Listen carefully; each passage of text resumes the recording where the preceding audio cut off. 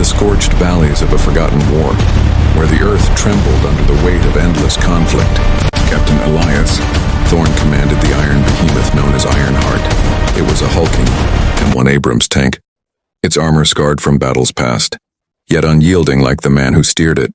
Elias was a soldier forged in fire, tall, with eyes the color of storm clouds and a voice that carried the quiet authority of someone who had seen too much death. At 38, he carried the ghosts of fallen comrades in his heart, but also the light of his family. His wife, Isabella, a gentle artist with raven hair and a smile that could mend the world, and their young son Liam, just 7 years old, whose laughter echoed in Elias's dreams like a distant melody. The war had erupted suddenly, a clash of ideologies that swallowed nations whole. Elias's unit was deployed to the rugged frontiers of Eldoria, a land of jagged mountains and whispering winds, where Allied forces pushed against an unrelenting enemy. Ironheart was more than machinery. It was a guardian, its 120mm cannon a thunderous voice that cleared paths for the infantry soldiers who advanced on foot. Vulnerable and brave. On the eve of a critical assault, Elias gathered his crew in the dim glow of the tank's interior.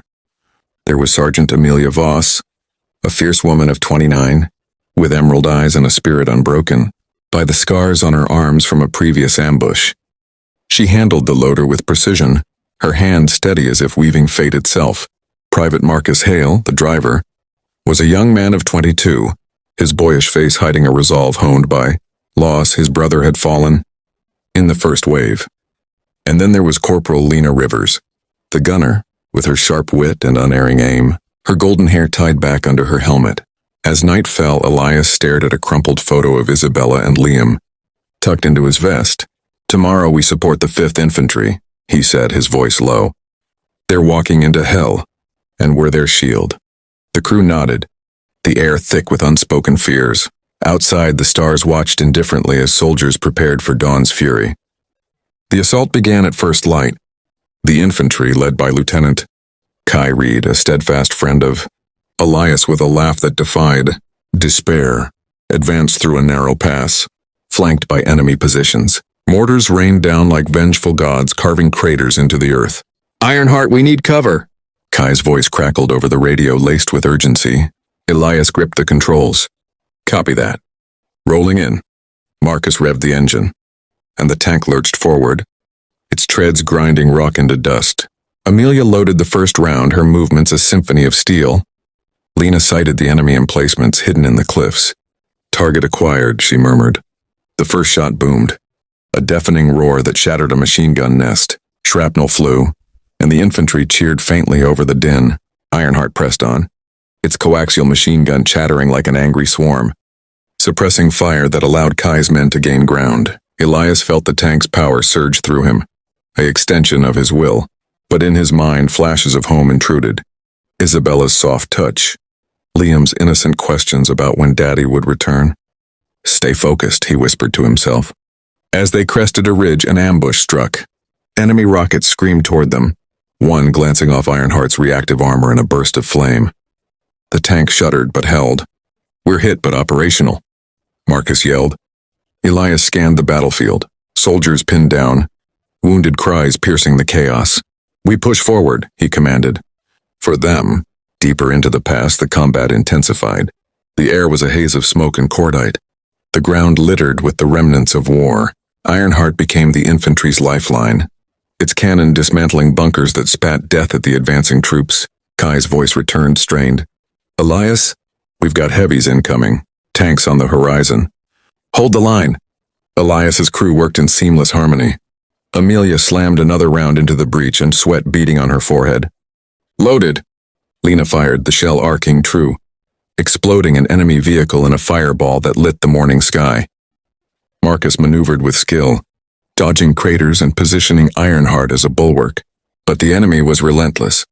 Anti-tank missiles whistled past, one detonating nearby and showering the tank with debris. Inside, the heat was oppressive, the confined space a pressure cooker of adrenaline and fear. Elias thought of Liam, how the boy had once asked, "Dad, are tanks like dragons? Do they protect the knights?" Elias had laughed then, but now, in the belly of the beast, he understood the weight of that myth. They were the dragon, breathing fire to shield the vulnerable. A sudden explosion rocked them, a mine beneath the treads. Ironheart slewed sideways, damaged but not destroyed. Mobility impaired. Marcus reported, panic edging his voice. Enemy infantry swarmed, closing in on Kai's position. Soldiers fell, their cries a dagger to Elias's soul. We can't let them down, he growled. Amelia, her face smudged with grime, locked eyes with him. We've got this, Captain. For home. She had her own story, a fiancé lost in an earlier campaign, a pain she buried in duty. Lena, steady as ever, targeted the encroaching foes. The machine gun roared, buying precious time. Elias radioed Kai. Hold on, brother. We're your anvil. With limited movement, Ironheart became a fortress, its guns blazing in defense. Rounds pinged off the hull like hail on a tin roof. In a lull, Elias pulled out the photo again, tracing Isabella's face. I promised I'd come back, he murmured. Liam's drawing of a tank crayoned in bright colors was folded beside it. A child's vision of heroism. The battle raged on. An enemy tank crested the hill, its turret swiveling toward them. Lena fired first, the shot penetrating its armor in a catastrophic blast. Cheers erupted from the infantry lines, but victory came at a cost. A rocket struck Ironheart's side, breaching the hull. Shrapnel tore through, wounding Marcus in the leg. Blood stained the floor, but he gritted his teeth. I'm good, keep fighting. Elias felt the tank's spirit wane, mirroring his own exhaustion. Yet they persisted, supporting the soldiers who inched forward. Meter by bloody meter, in that crucible bonds forged stronger than steel. Amelia's quiet strength, Lena's unyielding focus, Marcus's defiant grit. They were family now, bound by the roar of combat. As dusk approached, the enemy faltered. Kai's forces secured the pass, but the toll was heavy. Wounded were evacuated. The air filled with the moans of the injured. Ironheart, battered and smoking, stood sentinel over the field. In the aftermath, as medics tended to the fallen, Elias climbed from the turret, his body aching but his resolve unbroken. The pass was theirs, a strategic victory that turned the tide. Kai approached, clasping Elias's hand. You saved us, old friend. Ironheart lived up to her name, but Elias's eyes scanned the horizon, where the sun dipped low, painting the sky in hues of crimson, like the blood spilled that day. Marcus was airlifted out, his wound serious but not fatal. Amelia and Lena shared a quiet moment, their exhaustion etched in lines of soot. That night, under a canopy of stars, Elias sat against the tank's hull, writing a letter home. My dearest Isabella, he began, his pen trembling. Today we were the shield for brave souls. Liam, your dragon protected the knights. He described the valor, the fear, the unbreakable spirit of his crew. Amelia joined him, her voice soft. We all fight for something. For me, it's the hope of peace. Word came of reinforcements, but also of losses, friends gone forever. Elias wept silently, the weight of command crushing. Yet in that vulnerability he found strength. The tank, once a machine of war, had become a symbol of humanity's resilience. Weeks later, back at base, Elias received a package from home. Inside, a drawing from Liam, Ironheart soaring like a dragon, with Elias as the hero. Isabella's note read, Come home to us, my love. Your heart is our iron. It mended something broken within him. The war dragged on, but Elias and his crew pressed forward. Ironheart repaired and roaring anew. They supported more assaults, each one a testament to sacrifice.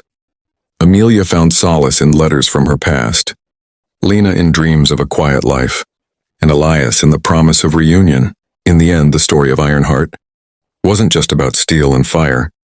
It was about the souls who wielded it. A powerful tale of love amid chaos, of hearts touched by the unyielding bond between warriors. Elias returned home eventually, scarred but whole to hold.